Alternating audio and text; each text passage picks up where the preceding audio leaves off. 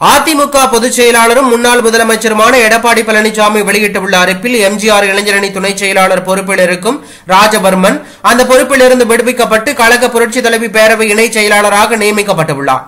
கழக கொள்கை பரப்பு துணை செயலாளராக கும்பகோணம் ரதிமீனா சேகர், அனைத்துலக எம்ஜிஆர் மன்ற இணை செயலாளராக அரியலூர் முன்னாள் எம்எல்ஏ இளவழகன் ஆகியோர் நியமிக்கப்படுகிறார்கள் என்று எடப்பாடி பழனிசாமி அறிவித்துள்ளார். இது தற்போது அதிமுகவினர் வட்டாரத்தில் பெரும் பரபரப்பையும் அதிர்ச்சியும் ஏற்படுத்தியுள்ளது.